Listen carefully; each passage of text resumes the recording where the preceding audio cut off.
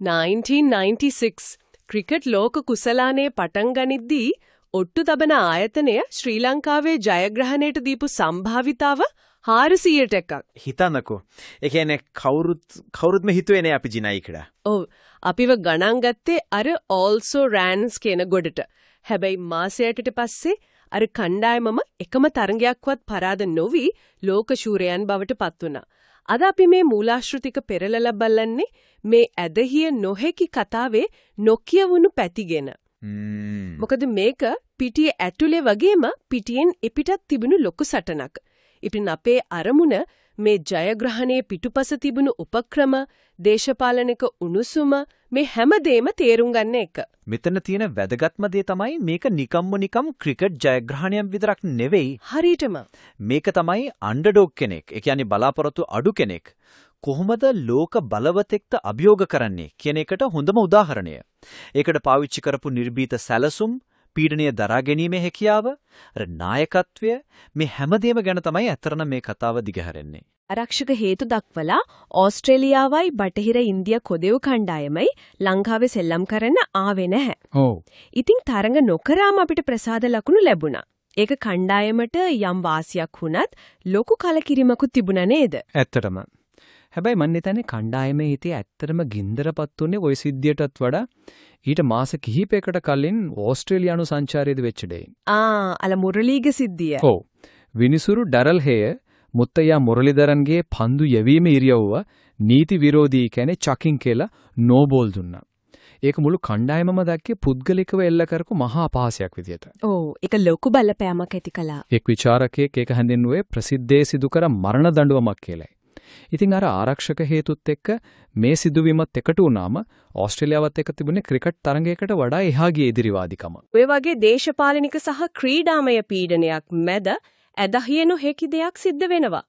ඒ තමයි ලෝකේ පරම හතුරන් දෙන්නෙකුණු ඉන්දියාවයි පාකිස්තානයයි එකතු වෙලා එක කණ්ඩායමක් හදලා ලංකාවට එන එක.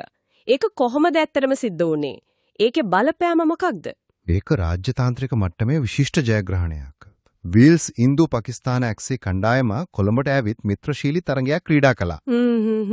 හිතන්නකෝ සචින් ටෙන්ඩුල්කර්, වසීම් අක්‍රම්, අනිල් කුම්බ්ලේ, වකාර් යුනිස් වගේ ක්‍රීඩකයෝ එකම කණ්ඩායමකට ක්‍රීඩා කරනවා. ඒක හිතාගන්නත් බෑ. මේකෙන් ලෝකෙට පෙන්නවා ශ්‍රී ලංකාව ක්‍රීඩා කරන්න ආරක්ෂිත රටක් කියලා. මේක නිකම්ම PR වැඩක් නෙවෙයි.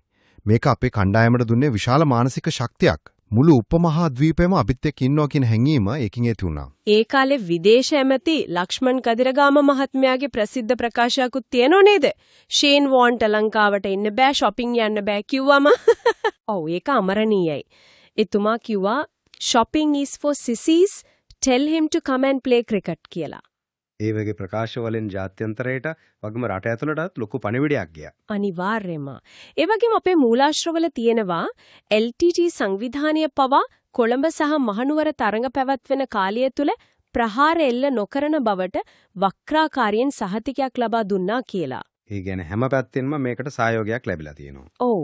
ඉතින් මේ හැමදීම එකතු වෙලා කණ්ඩායම වටා තිබුණු පීඩනය ඔවුන්ගේ ශක්තියක් බවට පෙරළුණා. හොලයි අපි දැනෙමු පිටිය ඇතුළට. ශ්‍රී ලංකාව මේ තරඟාවලියේදී එක්දින ක්‍රිකට් ක්‍රීඩාවේ නීති පොතම අලුතෙන් ලිව්වා. ඒ වෙනකන් තිබුණු සම්ප්‍රදායික ක්‍රමය මොකද්ද? මෙහෙමයි. ඒ වෙනකම් එක්දින ක්‍රිකට් ක්‍රීඩාවේ මුල් ඕවර් 15 සැලකුණේ අත්තිවාරම දාන කාලය විදියට. හරි. පිතිකරුවන් කඩළු ආරක්ෂා කරගෙන හෙමින් ලකුණු රැස් කළා. ඕවර් 15කට ලකුණු 70ක් ගැහුවොත් ඒක හොඳ ආරම්භයක්. අවදානම් ගත්තේ අන්තිම ඕවර් 10 විතර. ඉතින් මේ ක්‍රමයට තමයි අර්ජුන රණතුංගයි ඩේව් වොට්මෝරුයි බෝම්බයක් දැම්මේ. සනත් ජයසූරියවයි රොමේෂ් කළුවිතාරණවයි ආරම්භක පිතිකරුවන් විදිහට එවලා. හරියටම. ඒක නිකම්ම පිතිකරුවන් දෙන්නේ මාරු කිරීමක් නෙවෙයි. ඒක මානසිකත්වයේ සම්පූර්ණ වෙනසක්. ඕන්ගේ සැරස්ම උනේ මුල් ඕවර 5 වාටලත තියෙන අර ෆීල්ඩ් රිස්ට්‍රික්ෂන් එකකින් උපරිම ප්‍රයෝජන ගන්න එක. පින් ෂිටින්. ඔව්. ඒකට කිව්වේ පින් ෂිටින් කියලා. ඉලක්කය උනේ ඕවර 5 දෙකින් ලකුණු 100ක් ගහන එක. ඒ කාලේ හැටියට එක පිස්සුවක්. ඇත්තටම. ඒත් ඕන එක කරලා පෙන්නුවා. ඉන්දියාවට විරුද්ධව මුල් ඕවර 15 117ක්, කෙන්යාවට 123ක්, එංගලන්තයට 128ක් ගවුවා. මේකිනුනේ ප්‍රතිවාදී කණ්ඩායමේ හොඳම පන්දු යවන්නන්ගේ මනෝබල සම්පූර්ණයෙන්ම බිඳ වැටුන එක නේද? අනිවාර්යයෙන්ම ඔවුන්ගේ මුළු තරඟ සැලැස්මම අවුල් වුණා. පිටිකරණීය වගේම පන්දු යැවීමේදී විශේෂ උපක්‍රමයක් තිබුණා නේද? විශේෂයෙන්ම දඟපන්දු යවන්නන් පාවිච්චි කරපු විදිය. අනිවාර්යයෙන්ම උපමහාද්වීපික තෛරීරු කියන්නේ දඟපන්දු යවන්නන්ගේ පාරාදීසයක් කියලා හැමෝම දැනගෙන හිගියා. නමුත් ශ්‍රී ලංකාවේ එක වෙනම මට්ටමකට අරගෙන ගියා. කොහොමද? අපිට හිටියා ප්‍රධාන දඟපන්දු යවන්න දෙන්නෙක්. මුරලිදරන් සහ කුමාර ධර්මසේන. හැබැයි අපේ තුරුම්පුව වුණේ අර්ධකාලීන දඟපන්දු යවන්නන් දෙන්න. අරවින්දයි සනත්තුයි. ඔව් අරවින්දද සිල්වයි සනත් ජයසූරියයි. ඔවුන් දෙන්න ඕනෑම වෙලාවක ඇවිත් කඩුල්ලක් දවා ගන්න පුළුවන්කම නිසා අර්ජුනට ඕවර 50 පුරාම ප්‍රතිවාදීන්ට පීඩනේ දාන්න පුළුවන් වුණා. හිතන්නකෝ අවසන් මහතරඟයේදී ඕවර 50න් 37ක්ම යැව්වේ දඟපන්දු යවන්නන්. ඒකෙන් පේනවා අපේ සැලස්ම කොයිතරම් දඟපන්දු මට රඳා පැවතුනාද කියලා. ඉතින් මේ විප්ලවී උපක්‍රමයක කණ්ඩායම කාණ්ඩවටේ තරග ජයග්‍රහණය කළා. සිම්බාබ්වේ ඉන්දියාව පරාජය කළා. කෙනියාවට එරෙහිව ඒ වෙනකොට එක්දින තරඟ ඉතිහාසයේ වාර්තා වුණු විහලම ලකුණු සංඛ්‍යාව ලකුණු 398ක් ලබා ගත්තා. ඊළඟට ආවේ අර්ධ අවසන් පූර්ව තරඟය. ඒ කියන්නේ එංගලන්තයට එරෙහිව. ඒක තමයි ඇත්තටම මේ උපක්‍රම වැග කරනවද නැද්ද කියලා ලෝකෙටම තහවුරු වුණ තැන. හරියටම. ඒ වෙනකම් සමහරු හිතුවේ මේක දුර්වල කණ්ඩායම් වලට විතරක් වැඩ කරන දෙයක් කියලා. නමුත් ෆයිසලාබාද් වලදී එංගලන්තයට මුහුණ දුන්නම තමයි හැමෝටම තේරුනේ මේක නවත්තන්න බැරි රැල්ලක් කියලා. ඒ තරඟයේදී සනත් ජයසූරියගේ ඉනිම. ඒක ඇදහිය නොහැකි. පන්දු 44කින් ලකුණු 82ක් ගැහුවා. ඒ ඉනිම තමයි ලෝක කුසලානයක වේගවත්ම අර්ධශතකයේ විදිහට වාර්තා වුණේ. ෆිල් ඩෙෆ්රිටස්ගේ පන්දුවකට ලොං ඔන් හරහා ගැහුව 6 පහර තාමත් මට මතකයි. ඔව්. ඒකෙන් එංගලන්තයේ ක්‍රීඩකයන්ගේ උරහිස් කඩා වැටුණා. අපි ඕව 10කට කිට්ටු ප්‍රමාණයක් ඉතිරිව තියෙද්දි ඒ තරඟෙ දින්නා. ඒ ජයග්‍රහණයෙන් පස්සේ තමයි අනිත් කණ්ඩායම ඇත්තරම ශ්‍රී ලංකාව ගැන බය වෙන්න පටන් ගත්තේ. අනිවාර්යයෙන්ම. ඊළඟට තමයි තරඟාවලියේ නාටකීයම සහ මතපේදාත්මකම තරඟය එන්නේ. අවසන් පූර්ව තරඟය. ඉන්දියාවේ කොල්කටා නෝර ඊඩන් ගාඩන්ස් ක්‍රීඩාංගණයේදී 1,10,000කට අධික ඉන්දිය ප්‍රේක්ෂකයන් පිරිසක් ඉදිරියේ. ඒකෙදි අපේ ආරම්භයේම බිඳ වැටුණා. ජයසූරියයි කළුවිතරණයි දෙන්නම ලකුණු 1කට දැවී ගියා. හිතන්නේ පීඩනය ලක්ෂයකට වඩා සෙනගක් Tamanට විරුද්ධව කෑ ගහනවා. කණ්ඩායමේ ලොකුම බලාපොරොත්තු දෙක ලකුණු 1කට දැවී ගිහින් ඕනෑම පිටිකරුවෙක් මානසිකව වැටෙන තැනක්. එතනදී තමයි අරවින්ද. ඒත් එතනදී තමයි අරවින්ද ද සිල්වා කියන අතිවිශිෂ්ටයාගේ නියම වටිනාකම පෙනුනේ. ඔහු පිටියට ආවේ බේරිල සෙල්ලම් කරන්න නෙවෙයි ප්‍රතිප්‍රහාරයක් එල්ල කරන්න. ජවගල් ශ්‍රීනාත්ට එල්ල කරපු අන්දි අප් කවර් ඩ්‍රයිව් පහරවල් වගේ දේවල් අදකත් ක්‍රිකට් රසිකයින්ට අමතක නෑ. ඔහු කිසිම බියක් නැතුව පන්දු 47ක් ලබාගෙන තරගයේ සම්පූර්ණ ගම්මිතාවම ශ්‍රී ලංකාව පැත්තට හැරවුවා. ඒ ඉනිම නැත්නම් අපි කවදාවත් ලකුණු 251ක් ගහන්නේ නෑ. ඉන්දියාව පිළිතුරු ඉනිම පටන් ගනිද්දි සචින් හොඳට ක්‍රීඩා කරා. නමුත් සචින් දෙවි ගිය ගම මුළු ඉනිමම කඩා වැටුණා. ඔව්. ලකුණු 120කට කඩුළු 8ක් ගියාම ප්‍රේක්ෂකයින්ගේ හැසිරීම වෙනස් වුණා. ඔව් ඒක ඉන්දියා ක්‍රිකට් ඉතිහාසයේ කළු පැල්ලමක්. ප්‍රේක්ෂකයෝ පිටියට බෝතල් විසි කරන්න ආසනවලට ගිනි තියන්න පටන් ගත්තා. පාලනය කරගන්න බැරි වුණා. බැරිම තැන තරගතීරක ක්ලයිව් ලොයිඩ් තරගේ නතර කරලා ජයග්‍රහණය ශ්‍රී ලංකාවට ප්‍රදානය කළා. ඒක කනගාටුදායක සිදුවීමක්. ඒත් ඒකෙන් අරවින්දගේ ඉනිමේ වටිනාකම අඩු වෙන්නේ නැහැ. ඇත්තකම ඉන්දියාව පරාද වුණේ අරවින්දගේ පිත්තෙන්. ප්‍රේක්ෂක කලබලය කියන්නේ ඒ පරාජයේ ප්‍රතිඵලයක් විතරයි. ඉතින් අපි ආවා අවසන් මහා තරඟයට. 1996 මාර්තු 17 ලාහෝර් නුවර ගඩාෆි ක්‍රීඩාංගණය. ප්‍රතිවාදියා ඕස්ට්‍රේලියාව. ඒ වෙනකොට ලෝක කුසලාන අවසන් තරඟ 5න් 4කදීම කාසිය වාසිය දිනුපු කණ්ඩායම මුලින් පන්දුට පහර දෙන්න තීරණය කරලා තිබුණේ. හැබැයි අර්ජුන හැමෝම පුදුම කරවමින් මුලින්ම පන්දු යවන්න තීරණය කළා. ඒක ඒ කාලේ හැටියට විශාල අවදානමක්. ඔව්. ඒක අවදානමක් වගේ පෙනුනට ඒක පිටිපස්සේ තිබුණු ගැඹුරු උපක්‍රමශීලී චින්තනයක් අර්ජුන දැනගෙන හිටියා ලාහෝර් වල රැට පින්න පතිත වෙනවා. ඒ කියන්නේ ඩියු ෆැක්ටර් එක එනවා කියලා. හරි. පින්න නිසා පන්දුව තෙත් වුණාම දඟපන්දු යවන්නන්ට පන්දුව හරියට අල්ලගන්න බැරි වෙනවා. ඉතින් දෙවනුව පන්දුවට පහර දෙන කණ්ඩායමට එක වාසියක්. ඔහු ෂේන් වෝන් වගේ ලෝක මට්ටමේ දඟපන්දු යවන්නෙක්ව අක්‍රිය කරන තමයි ඒ තීරණය ගත්තේ. ඕස්ට්‍රේලියාව හොඳින් පටන් ගත්තා. මාක් ටේලර් සහ රිකි පොන්ටිං ලකුණු 137ක සබඳතාවයක් ගොඩනැගුවා. එතනදී අපේ කණ්ඩායම ටිකක් පීඩනයකට ලක් වුණා. ඔව් නමුත් එතනදී තමයි ආයමත් අරවින්ද දිසිල්වා ඉස්සරහට එන්නේ. මේ පාර පිත්තෙන් නෙවෙයි පන්දුවෙන්. කඩලු 3ක් ගත්තලෙන්. ඔව් ඔහු ඇවිත් මාක් ටේලර්වයි රිකි පොන්ටිං වයි දෙන්නවම දවා ගත්තා. ඒකෙන් ඕස්ට්‍රේලියානු ඉනිමේ මැද පෙළ සම්පූර්ණයෙන්ම බිඳ වැටුණා.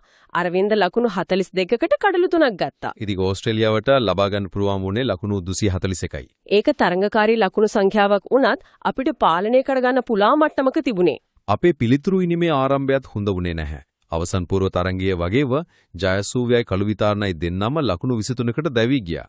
එතකොට ආයමත් මුළු බරම පැටවුනේ අරවින්දගේ කරමතට. එතනදී ඔහු අසංක ගුරුසිංහත් එක්ක එකතු වෙලා ලකුණු 125ක අමිල සම්බන්ධතාවක් ගොඩනැගුවා. ඒක තමයි තරගයේ තීරණාත්මකම සම්බන්ධතාව. මෙතනදී කියන්නම ඕන දෙයක් තමයි අරවින්දට ලකුණු 20ක් විතර තියෙද්දි ඉයන් හීලි උඩපන්දුවක් අතෑරියා.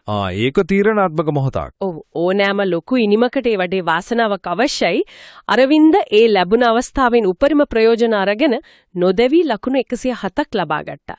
ඒක පීඩනයේ යටතේ ක්‍රීඩා කරපු අතිවිශිෂ්ට ඉනිමක්. අර්ජුන රණතුංගත් නොදවි 47 ඒ ඉනිමේදී විශිෂ්ට සහායක් දුන්නා නේද? අනිවාර්යෙන්ම. විශේෂයෙන්ම තරඟයට කලින් ඔහු ෂේන් වෝන්ව මාධ්‍ය විසින් ඉහළට ඔසවා තැබූ ක්‍රීඩකයෙක් කියලා කරපු ප්‍රකාශය ගැන ලොකු කතාබහක් ඇති වෙලා තිබුණා. ඔව් ඒ කතාව සනාථ කරනවා වගේ වෝන්ගේ පන්දුවකට අර්ජුන 4 පාරකුයි 6 පාරකුයි ගහුවා. අන්තිමට අර්ජුන තමයි ජයග්‍රාහී ලකුණ රැස් කළේ. ඒ මොහොතේ මුළු රටම එකම හඬින් සතුටු වුණා. අරවින්ද ද සිල්වා තමයි තරඟේ වීරයා වුණේ. පිරිමි ලෝක කුසලාන අවසන් තරඟයකදී ශතකයක් ගහලා කඩලු 3ක් දවාගත් පළමු සහ එකම ක්‍රීඩකයා වුයි. ඒ වගේම අවසන් පූර්ව තරඟයේ සහ අවසන් මහා තරඟයේ කියන දෙකේම තරඟයේ වීරයා වුණු අතලොස්සින් කෙනෙක්. හරියට. අපි අරවින්ද ගැන තව ටිකක් කතා කරමු. මොකද මේ ජයග්‍රහණය ඔහුගෙන් වෙන් කරන්න බෑ. ඔහුගේ මුල් කාලයේදී ඔහු හැඳින්වුවේ මැඩ් මැක්ස් කියන අන්වර්ථ නාමයෙන්. ඒකට හේතුව මොකද්ද? ඒකට හේතුව ඔහුගේ අතිවිශිෂ්ට දක්ෂතාවය වගේම සමහර වෙලාවට නොසැලකිලිමත් පහරවල් වලට ගිහින් කඩුල්ල පූජා කරන පුරුද්ද. ඔහුට ඕනම පන්දුවකට පහර දෙන්න පුළුවන් වුණත් ඉනිමක් ගොඩනගා ගැනීමේ වගකීම සමහර වෙලාවට මගහැරුණා. හැබැයි 1999 සම්පූර්ණයෙන් වෙනස් ක්‍රීඩකයෙක්. ඒ පරිවර්තනයට හේතුව මොකද්ද? ඒකට ලොකුම හේතුවක් වුණේ 1999 පාදී ඔහු ඉංගලන්තයේ කෙන්ට් ප්‍රාන්ත කණ්ඩායමට ක්‍රීඩා කිරීම. එතනදී ඔහු ලකුණු 1000කට වඩා ලබාගෙන ශතක 6ක් වාර්තා කළා. ඒ අත්දැකීමෙන් ඔහු වඩාත් පරිණත වගකීම් සහගත ක්‍රීඩකෙක් බවට පත් වුණා. පසු කාලීනව ආපු ශ්‍රේෂ්ඨ ක්‍රීඩකයෝ වුණත් ඔහුව සලකන්නේ මට්ටමින් නේද? මහේල ජයවර්ධන ලියපු විවෘත ලිපියක තිබුණා සංඝාට සංඛ්‍යාලේඛන තියෙන්න පුරුවන්. නමුත් අපි දෙන්නගෙන් මැහුවොත් ඔබ තමයි ශ්‍රී ලංකාව බිහි කළ හොඳම පිතිකරුවා කියලා. ඔව් ඒකෙන් පේනවා ඔහුගේ විශිෂ්ටත්වය. 2023 දී ඔහු ICC Hall of Fame එකට ඇතුළත් කළා. ක්‍රිකට් පිටියේ නිහාට ගියත් ඔහු සාර්ථක චරිතයක්. ඔව් දැනට මහින්ද්‍රා අයිඩියල් ෆයිනෑන්ස් ආයතනයේ විධායක නොවන අධ්‍යක්ෂකවරයෙක් විදිහට කටයුතු කරනවා. ඒකෙන් පේනවා ක්‍රීඩකයෙක් විදිහට වගේම වෘත්තිකයෙක් විදිහටත් ඔහුගේ තියෙන විනය සහ කළමනාකරණ හැකියාව. ඉතින් මේ හැම දෙයක්ම එකට ගත්තම 1996 ලෝක කුසලාන ජයග්‍රහණය කියන්නේ නිකම්ම වාසනාවකට ලැබුණු දෙයක් නෙවෙයි. කොහෙත්ම නෑ. ඒක නිර්භීත නායකත්වය, විප්ලවීය උපක්‍රම, අභියෝග ඉස්සරහා නොසැලුණු මානසික ශක්තිය සහ අරවින්ද දෙ සිල්වා වගේ පරම්පරාවකට එකපාරක් පහළ වෙන ක්‍රීඩකයෝගේ විශිෂ්ටත්වය එකට එකතු වෙලා හදපු පරිපූර්ණ සැලැස්මක ප්‍රතිඵලයක් ලැබුණා. ඔව් ක්‍රීඩාව වෘත්ති මට්ටමකට ආවා. ඒ වෙනකම් ක්‍රිකට් ක්‍රීඩකයෙක් වෙන එක පූර්ණ කාලින රැකියාවක් විදිහට සැලකුණේ නැහැ. මේ ජයග්‍රහණයත් එක්ක අනුග්‍රහකයෝ විශාල වශයෙන් ඉදිරිපත් වුණා. ඒ වගේනු යුද්ධෙන් පීගා විඳින්මින් හිටපු මුළු රටටම ඒක විශාල ආත්ම විශ්වාසයක් අභිමානයක් ගෙනාපු මොහොතක්. අවසාන වශයෙන් අපේ අසන්නාට හිතන්නට දෙයක් ඉදිරි කරමු. මේ මූලාශ්‍ර වලින් පැහැදිලි වෙනවා පරිපූර්ණ සැලැස්මක්, නිර්භීත නායකත්වයක් සහ එකමුතුකමක් යටතේ කණ්ඩායමක් විදිහට වැඩ කිරීමෙන් සම්පත් අඩු රටකට වුණත් ලෝකෙම දිනන්න පුළුවන් කියලා. දශක දෙකමාරකට පස්සේ ශ්‍රී ලංකා ක්‍රිකට් ක්‍රීඩාව වෙනස්ම තැනකට තියෙන අද දවසේ ඒ 1996 කණ්ඩායමේ තිබුණු මානසික ශක්තිය, නව්‍ය උපක්‍රම යොදා ගැනීමේ නිර්භීතකම සහ නායකත්වයේ එකමුතුකම වගේ ගුණාංග වලින් වර්තමාන ක්‍රීඩාවට ඉගෙන ගන්න පුළුවන් වඩාත්ම තීරණාත්මක පාඩම් මොනව වෙන්න පුළුවන්ද?